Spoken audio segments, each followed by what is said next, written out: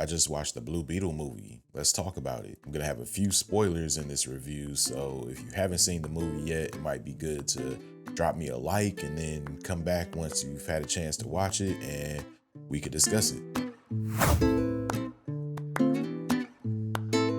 The movie was directed by Angel Manuel Soto, who looks like he has a pretty good resume going, but I'm just not familiar with any of his work. I feel like this movie deserves a lot more hype than what it's getting. I had a great time watching it, and it strikes the right balance between humor and seriousness.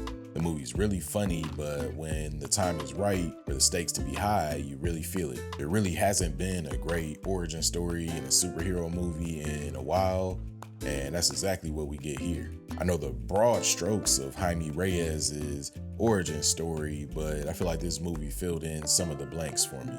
Let me know how close it gets to his comics origin in the comments. I liked how there were lots of low-key references to a wider DC, but nothing that really tied it too tightly to any particular movie universe. As far as criticisms go, I thought the Beetle Cave was a little bit convenient for them to have access to all of that in the first movie. I liked what they did with it though. I'd like a little more insight into what motivates the scarab itself.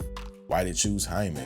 What's it doing on Earth? How did Ted Kord find it? How'd they even know what it was for before it bonded with Jaime?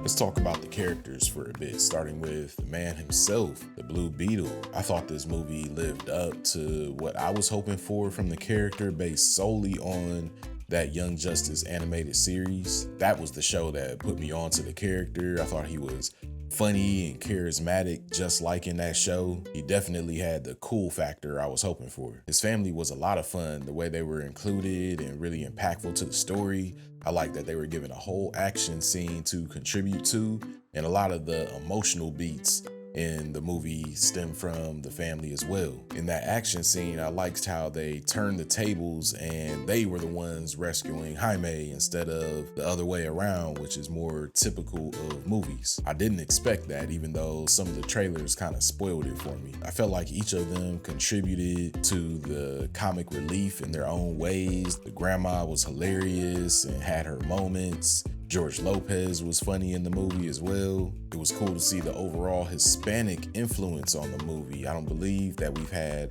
a superhero movie led by a Hispanic person yet, and they deserve the representation.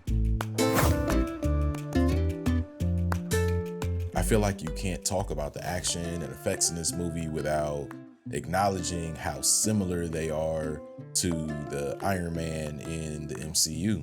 The Scarab and Jaime's interactions with it were kind of like Jarvis and Iron Man. It even had a heads-up display just like Iron Man and Spider-Man did. And Jaime's interactions with the Scarab reminded me of Spider-Man's interactions with his Stark Tech. The villain reminded me of a mix between Ironmonger and Whiplash. He even upgrades his armor in the third act, just like Whiplash did in Iron Man 2. Susan Sarandon's Victoria Corey character even had similar motivations to Whiplash and Ironmonger. The weapon fabrication effects reminded me of what they were doing with Iron Man's armors and a lot of his later appearances in the MCU. With that said, I loved it here and I thought it was really well done, even if it was a little bit derivative. It was cool seeing him create blasters and swords out of nothing, and I loved watching him kind of go Super Saiyan towards the end. The suiting up moments were fantastic, especially that first one where there was kind of a body horror element to it. I thought the Beetle ship was kind of hokey, but I'll give it a pass because I'm assuming that's something from his lore in the comics. So if you stayed for the mid-credit scene, then you know that there was a little bit of setup for future adventures.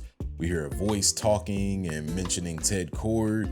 Like, who was that talking? I'm assuming it was maybe Booster Gold. I know James Gunn announced a Booster Gold series, so maybe this will tie into that, because I know Booster Gold and the Ted Kord Blue Beetle have close ties in the comics. Or maybe we'll get a proper sequel. I'd love to see him come to blows with that Black Beetle character from Young Justice. Or maybe even some of the members of Young Justice. Bring in one of the Robins, bring in some of the other Flashes that we haven't seen so far. Bring in Aqualad. And I'm going to be interested to see what James Gunn means by saying he's the first new DCU character, but this isn't a DCU movie. That statement doesn't make any sense at all to me with the information I have so far. I think this movie shows that DC is still viable and good work is happening over there, and it even makes me a little more excited for that upcoming Aquaman movie too.